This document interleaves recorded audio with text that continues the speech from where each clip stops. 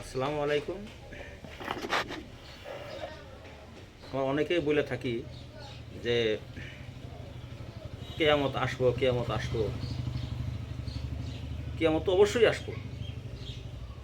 আল্লাহ বলেছেন, ওয়া আন্না সাআতা আতিয়াতুন লা রাইবা ফিহা।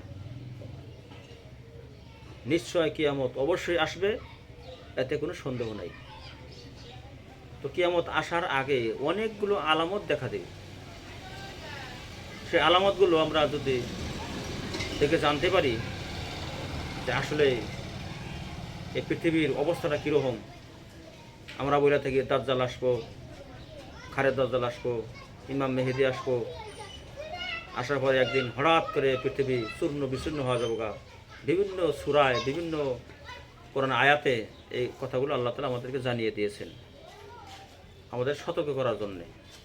যাই হোক, ইমাম মেহেদি আসার পূর্বে 70টি আলামতের কথা হাদিসে বর্ণিত আছে।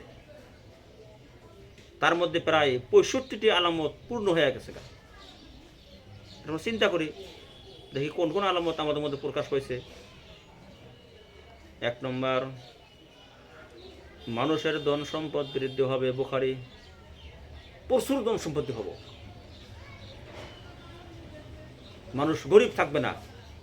যাই ভাই, 30 বছর আগে যে মানুষের হার ছিল, এখন মানুষ 3 গুণ বেড়ে গেছে গা।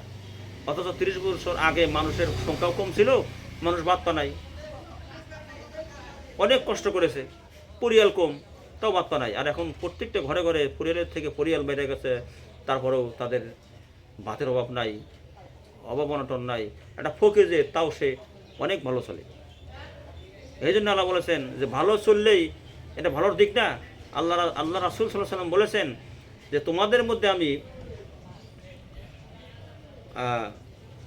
ধনী হওয়াকে ভয় করি বেশি, কিন্তু গরিব হওয়াটাকে ভয় করি না। কারণ ধনী হইলে মানুষ আল্লাহকে সহজে ভুলে যায়। ওই যে আল্লাহ বলেছেন না, কাল্লা ইন্নাল ইনসানা লা ইয়াতগা আর রাআহু ইসতাগনা। কখনো নয়, মানুষ সীমা লঙ্ঘন করে থাকে, কেননা সে নিজেকে স্বয়ং সম্পূর্ণ মনে করে, ধনী ধনাট্যশীল। আর এভাবেই আল্লাহ তাআলা মানুষের মধ্যে আল্লাহ বলেছেন যে আমি তোমাদের মধ্যে হতে যে সবচেয়ে সম্পদশালীদেরকে আমি কি করি, সৎ কাজের আদেশ করার হুকুম করি। তারা যখন এ কাজ ছেড়ে দেয়, তখন কি হয়, তখন আল্লাহ তাআলা সেই জাতিটাকে চূর্ণ বিচূর্ণ করে দেয়। যেমন উদাহরণস্বরূপে, একটা লোক একেবারে গরিব, ঠেলাচলা খায়, হক কথা যদি সে বলে, ভাই তার কথা কেউ নেবে না। এটা বাস্তব, এটাই বাস্তব। হক কথা বললেও একটা গরিবের কথা কেউ নিতে চাইবে না। ওই যে আমাদের একটা কথা আছে যে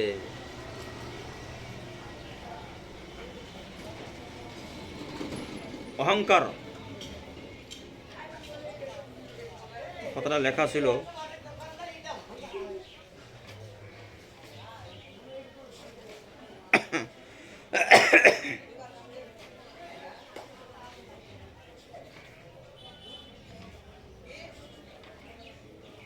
যে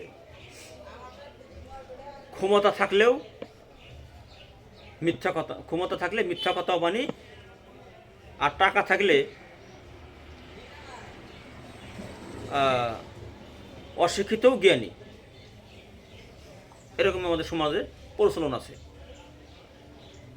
যার টাকা পয়সা আছে, আপনি দেখবেন কোনো লেখাপড়া নাই, পুরা একটা সমাজে একটা ভেজাল বাজলি গেলা, তখন মানুষে বলবো যে না না, অমুকে ছাড়া কাম হবো না, এরকম বলে থাকে। তো তাই এই 1 নম্বর আলামতের মধ্যে কি আছে, মানুষের ধন সম্পদ বৃদ্ধি হবে। ওই যে একটা হাদিস আছে, যে মুসলিম শরীফের হাদিস আছে, যে দুইটা কথা এনে উল্লেখ আছে। যে এক সময় যে আল্লাহ রাসূলকে যখন জিজ্ঞাসা করলো যে কিয়ামতের আলামতের কথা কিছু বর্ণনা করুন, তো 2টা আলামতের কথা আল্লাহ রাসূল এখানে বর্ণনা করছেন। কি বর্ণনা করছেন, যে এক সময় ঠেলা চালানেওয়ালা, বকরি রাখাল করানেওয়ালা, ড্রাইভার, একেবারে গরিব, সে একসময় বিল্ডিং বানানোর কাজে প্রতিযোগিতা শুরু করে দেবে, এটা কিয়ামতের আলামত। 2 নম্বর, দাসী তার মনিবকে জন্ম দিবে, এটা আলামত। 2 নম্বর, মানুষের চুলে কলব ব্যবহার করবে, মানুষের চুল পাকে গেলে কালো মেহেন্দি লাগায়, এটা ইসলামে নাজায়েজ, এটা লাগানো যাবে না। মানুষ অনেকে করে, আপনারা বুঝে নেবেন। 3 নম্বর, ঘন ঘন ভূমিকম্প হবে। আমরা কি জানি যে পৃথিবীতে ভূমিকম্পের হার কত গুণে বেড়ে গেছে, কত এলাকা ধ্বংস হয়ে গেছে, কত মানুষ মরতেছে। ঘন ঘন ভূমিকম্প হবে, আগে তো এরকম হয় নাই, কিন্তু এখন পৃথিবীর জায়গায় আপনি খবর শুনে দেখবেন অমুক জায়গায় ভূমিকম্প হয়ে মানুষ মারা গেছে, অমুক জায়গায় ভূমিকম্প হয়ে মানুষ মারা গেছে, এরকমটা। এটা কিয়ামতের আলামত। 4 নম্বর, বিনা বিচারে হত্যাকাণ্ড বেড়ে যাবে। বিনা বিচারে হত্যাকাণ্ড, একটা হাদিস আছে যে শেষ জামানায় হারাস বৃদ্ধি পাবে। হারাস মানে কি? তা আল্লাহ রাসূল বললেন যে 2 জন লোক যুদ্ধ করবে, মারামারি করবে, উভয়ের মধ্যে একজন শহীদ মানে ইন্তেকাল করবে, মারা যাবে, আর একজন জীবিত থাকবে। আল্লাহ রাসূল বলেন দুজনই জাহান্নামী। কারণ সে জানলো না যে আমাকে কি জন্য মারা হইলো, ও জানলো না যে আমাকে কিসের জন্য মারলো। কারণ দুজনে জাহান্নামী কথা এটা এজন্যই বলা হয়েছে যে ও যদি ওকে না মারতো, ও ওকে মারতো। কথা তো এটাই, 2 জন যখন ঝগড়া করে, মারামারি করে, একজন যখন নিহত হইলো, মইল, ও যদি না মরতো তাহলে ওকে মারতো। এভাবেই বিনা বিচারে হত্যাকাণ্ড বেড়ে যাও, কোনো বিচার নাই, এমনি।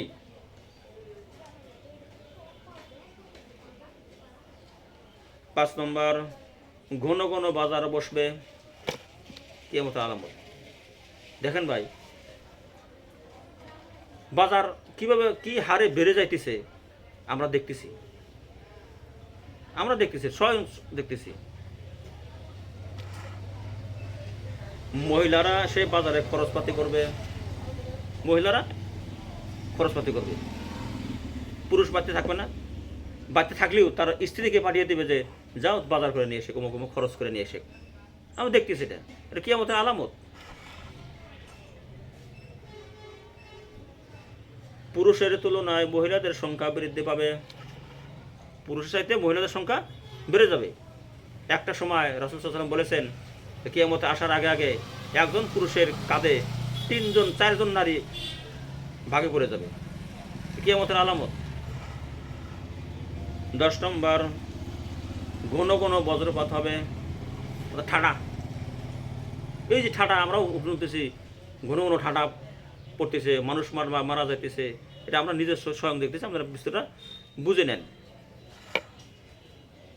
এবং সকাল হইলেই ওই এলাকার মানুষের সাথে দেখা হইলেই যে ভাই আপনাদের ওই সাইডে যে ভূমিকম্পটা এই ঠাডা হইলো, কজন মানুষ মরছে, এরকম আলাপ আলোচনা করব।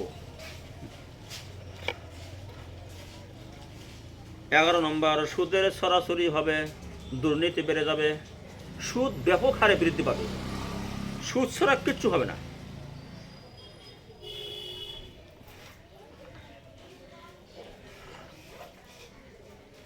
দুর্নীতি বেড়ে যাবে মানে আপনারা নিজেরাই বুঝতেছেন, কোন নীতি নিয়ম নাই।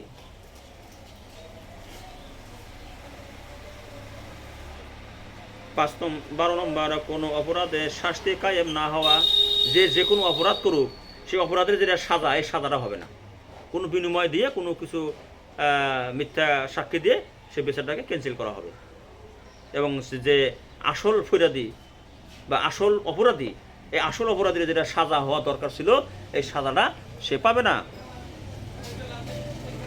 সময়ে দ্রুত চলে যাবে, বরকত কমে যাবে, সময় একেবারে দ্রুত চলে যাবে। আমরা তো কথা বলে থাকি যে বছর পানির মতো যায়, দেখি পানির মতো বছর যায়, ঠিকই সময় দ্রুত চলে যাবে। একটা সময় আসবে, আল্লাহ রাসূল বলেছেন, কি বলেছেন, যে 1 বছর যাবে মাসের মতো মনে হবে, 1 মাস চলে যাবে সপ্তাহের মতো মনে হবে, 1 সপ্তাহ চলে যাবে 1 দিনের মতো মনে হবে, 1 দিন চলে যাবে 1 ঘন্টার মতো মনে হবে। এমন একটা সময় কিয়ামত আসার আগে আগে এসেই যাবে, এবং কিছুটা হলেও আংশিক আইছে। আমরা কথা বলে থাকি যে বছর তো পানির মতো যায়, গান বাজনা ব্যাপক হারে বৃদ্ধি পাবে ও তাকে হালাল মনে করা হবে। গান বাজনা বাদ্যযন্ত্র ব্যাপক হারে বৃদ্ধি পাবে। দেখবেন আমাদের এই এলাকায় যদি কোনো গান বাজনা আসে, ড্যান্স আইসে, এই ধরনের কোনো কিছু যখন আসে, তখন মানুষ ওদিকে টিকিট কেটে হলেও সে গান বাজনাগুলো দেখে। অথচ সভা শান্তি হয়, দিনের আলোচনা হয়, কোরআনের আলোচনা হয়, এই মেহফিলে প্যান্ডেল খালি থাকে। এটা আমরা যে স্বয়ং দেখতেছি, আপনারা বুঝে নেবেন। এগুলো কিয়ামতের আলামত। কোনো মানুষকে ভাই যদি দাওয়াত দেয় যে ভাই অমুক জায়গায় একটা সভা আছে, যাবে কি? তখন সে বলে, বিছনায় শুয়ে থেকে বলে শরীর খারাপ, আজকে যাওয়া পারবো না। আর ওই লোকটাকে যদি গান বাজনার কথা বলা হয়, তখন সে বলে দূর, খারাপ আছে চলছে দেখে সে গল্প। এরকম মানুষ বলে। মদ্যপান বেড়ে যাবে, ব্যাপক হারে মদ্যপান বেড়ে যাবে। কতদিন মদ খায়, যারা খায় তারাও টের পাবেন, আর মানুষ বুঝে নেবেন যে মদ খাওয়া বাড়ছে কিনা কমছে। আপনারা কমেন্টে আমাকে জানিয়ে দেবেন। কাফের শাসকদের বন্ধু বানাবে। যারা কাফের শাসক, মুসলমান দেশের রাষ্ট্রপতি কাফের দেশের রাষ্ট্রপতি আসতে মিল মোহাম্মদ রাখবে, বন্ধুত্ব করবে। অত সূরা মাইদা 51 নম্বর আয়াতে এ কথাটা আল্লাহ বলছেন, তোমরা কি করো? ইয়া আইয়ুহাল্লাযীনা আমানু লা তাত্তাখিযুল ইয়াহুদা ওয়ান নাসারা আউলিয়া। তোমরা ইহুদ এবং নাসারাদেরকে বন্ধুরূপে গ্রহণ করিও না। যদি কেউ তোমাদের মধ্যে হতে কেউ তাদের সাথে বন্ধুত্ব করে, তাহলে তারা সে দলেরই, ওই দলেরই সে অন্তর্ভুক্ত। সবগুলো দলিল আছে। অযোগ্য ব্যক্তির হাতে ক্ষমতা থাকা। যার হাতে কোনো ক্ষমতা নেই, সে কোনো কিছু বোঝে না, জ্ঞান কম, তার হাতে থাকবে সমাজের ক্ষমতা।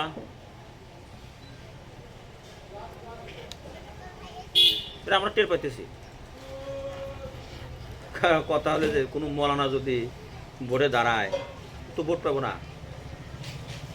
কোনো সিটিং বাস, দুরাচার, নীতিনিয়ম খারাপ করে, সেই তো নেতা হবে।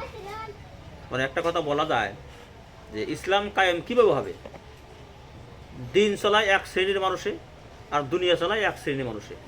অর্থাৎ দিন চালাইতেছে মসজিদের ইমাম সাহেব, বিভিন্ন মসলা মাসাইল করতেছে, বয়ান দিতেছে, আর সমাজে যেটা রীতিনীতি, সে আলেমকে দিয়ে বিচার ফয়সালা করবে না, সে চালাবে অযোগ্য ব্যক্তির হাতে, কেউ লেখাপড়া নাই, তাদেরকে দিয়ে সমাজ চালাবে। ওই জন্য দিন চালাবে এক ধরনের লোক, আর দুনিয়া চালাইতেছে আর এক ধরনের লোক। দিন এবং দুনিয়া যখন একজনের হাতে থাকবে, তখন ইসলাম কায়েম হওয়াটা সম্ভব হবে। সমাজ, পরিবার, রাষ্ট্র প্রায় জায়গায় নারীর কর্তৃত্ব সমাজের হাতে। সমাজ, রাষ্ট্র সব নারীর হাতে ক্ষমতা এসে যাবে। পাপকে পাপ মনে না করে আনন্দ করবে। যে কাজ করলে পাপ, সে পাপ।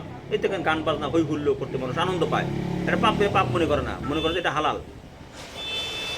বেশি পরিমাণে বিদআত বৃদ্ধি পাবে।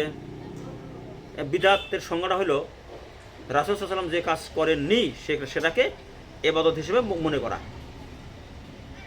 এর অনেকগুলো কাজ আছে।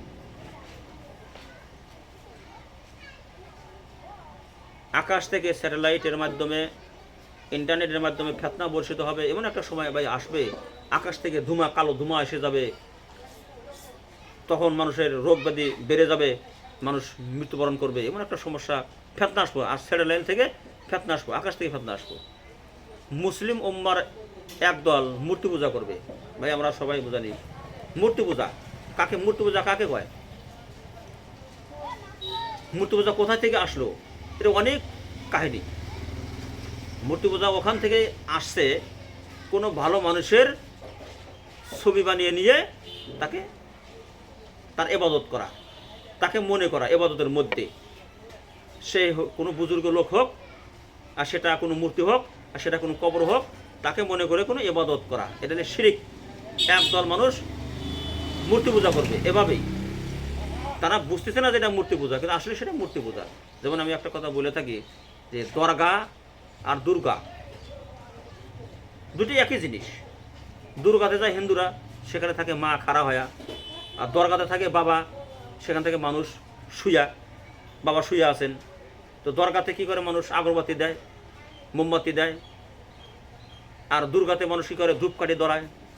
দরগাতে মানুষ কী করে এই তাবারক দেয়, আর দুর্গাতে মানুষ কী করে, হিন্দুরা কী করে প্রসাদ দেয়, এই একই জিনিস, ব্যাপারটাই একই জিনিস, এটা বুঝে নেবেন। নূহ আলাইহিস সালামের জামানা থেকে এই মূর্তি পূজা শুরু হয়ে গেছে। সেখানকার যুগে ওই সময়কার মানুষ কিছু সৎ লোক ছিল, তাদের কিছু মানুষ কি করলো, তাদেরকে ধারণা করে তারা তো চলে গেল পৃথিবী থেকে, এক শয়তান বিরুদ্ধ বয়সে তাদের সামনে হাজির হলো যে তোমরা অমুক অমুক মানুষ মারা গেছে, লোকগুলো তো স্মরণ ছিল, তোমাদের তো মনে হয়, বলে হয়, তাহলে এক কাজ করো, তাদেরকে দাফন কামন করা হয়েছে, বলে হয়েছে, যে তাদের কবরে গিয়ে তোমরা কিছু কিছু মনে মনে কিছু পড়বা আর তাদের কাছে কিছু চাইবে। তারা কাজ শুরু করলো। আবার কিছুদিন পরে শয়তান আসলো, এসে বললো যে তোমাদের কি ওরকম তৃপ্তি আসে, বলে আইসে কিন্তু খুব কম কম, তাহলে কাজ করো, ওই লোকটা কীরম ছিল, বলে এরকম সাইজ ছিল, আমি না গেলে আমি সাহায্য করি, তাহলে তোমরা তাদের একটা ফটো বানা নাও, মূর্তি বানা নাও। তারা তখন মূর্তি বানা নিল, এই মূর্তি বানায় ঘরে ঘরে তোমরা রাখো, তোমাদের স্মরণ বেশি হবে। এই যে মূর্তি পূজা শুরু হয়ে গেল গা। তারপরে কী করলো, যে তোমরা যখন বিচার সালিশ করবা তখনও তোমরা কী করবা, বিচারের মাঝখানে এই ফটো বসা নিবে, তোমাদের বিচার ফয়সলা সুন্দর হবো, তোমরা বিচারের ধারাগুলা বুঝতে পারবা। এভাবেই মূর্তি পূজা শুরু হয়ে গেল গা, এটা শিরিক। যাই হোক, গায়ক গায়িকা এবং সিঙ্গার নর্তকীদের ড্যান্সার বেড়ে যাবে, ড্যান্স বেড়ে যাবে, তাদের কদর বেড়ে যাবে, তাদেরকে বেশি বেশি সম্মান করা হবে। কারণ একটা গায়ক আসলে তার কি দাম, কোটি কোটি টাকা তারা নিয়ে যায়, এত দাম। আর কোনো আলেম সাহেব মৌলানা সাহেব আসলে গেলে তাদের কোনো দাম নাই, দেখবেন আপনারা বুঝে নেবেন। দাসী তার প্রভুকে জন্ম দেবে, মেয়ে তার মায়ের সাথে দাসীর মতো ব্যবহার করবে, এরকম শুরু হয়ে গেছে গা। মুসলিমরা সব জায়গায় নির্যাতিত হবে ভাই, আমরা দেখতেছি মুসলিমরা সব জায়গায় মার খাইতেছে। কেন? আল্লাহ তাআলা বলেছেন আমা আসাবাকুম মিন মুসিবাতিন ফাবিমা কাসাবাত আইদিকুম ওয়া ইয়াফু আন কাসীর। তোমাদের উপর যে মুসিবতগুলো আসে এগুলো তোমাদের দুই হাতের কামাই, তোমাদের জন্য আইছে।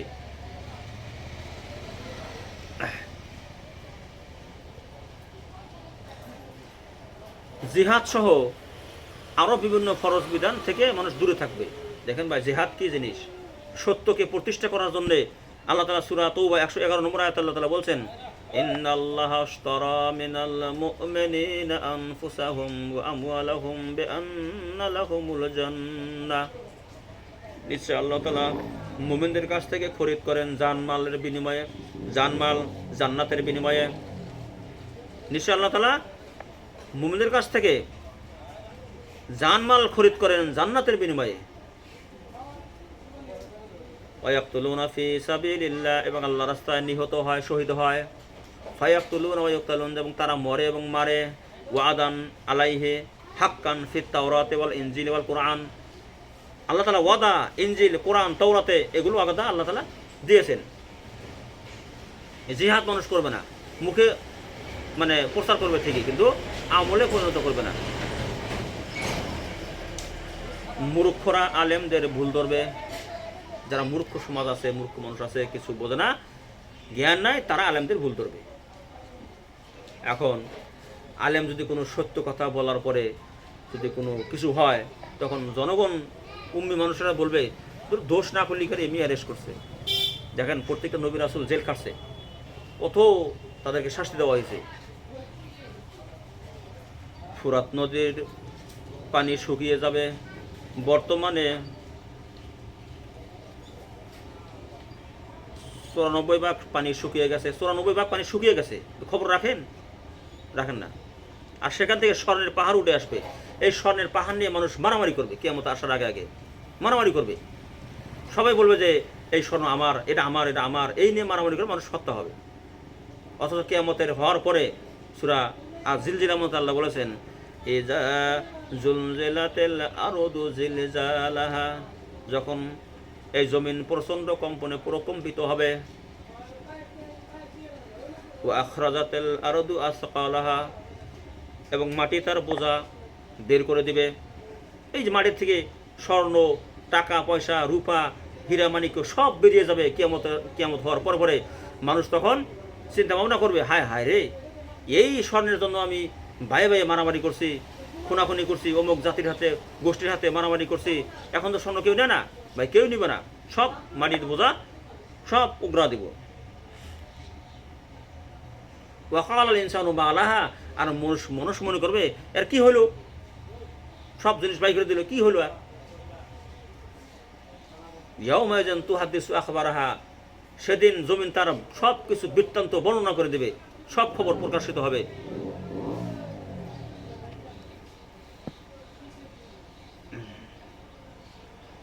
মৃত্যুকে ভয় পাবে, একটা আমাদের যে মৃত্যু আসে এটাকে ভয় পাবে, জীবনের মায়া বেশি করবে।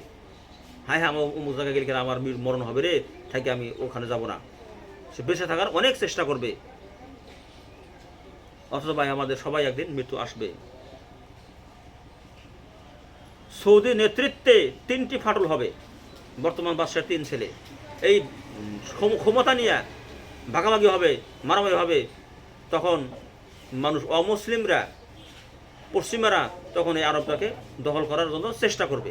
তাদের কৌশল।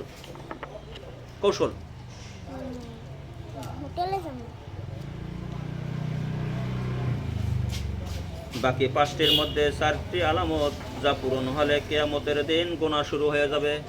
বাকি 4টা আলামত হয়ে গেলে কিয়ামতের দিন গোনা শুরু হয়ে যাবে।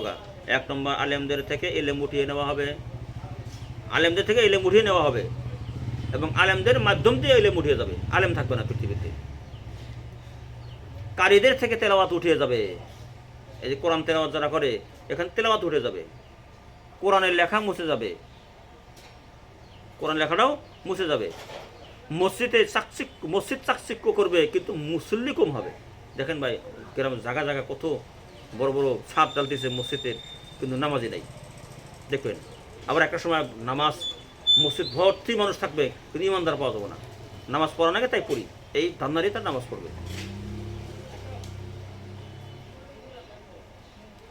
আগে মনে হতো কিয়ামতের আলামত আসতে এখনো সময় আছে, কিন্তু এখন মনে হয় কিয়ামত এত কাছে যে হয়তো আমিও দেখতে পাবো কিয়ামত।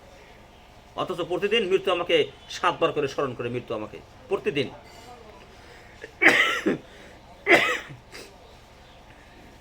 আল্লাহ সকল মুসলিমদের ঈমান ধরে রাখার তৌফিক দান করুন। সবাই বলে আমিন। আমরা সকলেই গুনাহগার, আল্লাহ আমাদের সকলকে ক্ষমা করে দিন। সবাই বলেন আমিন।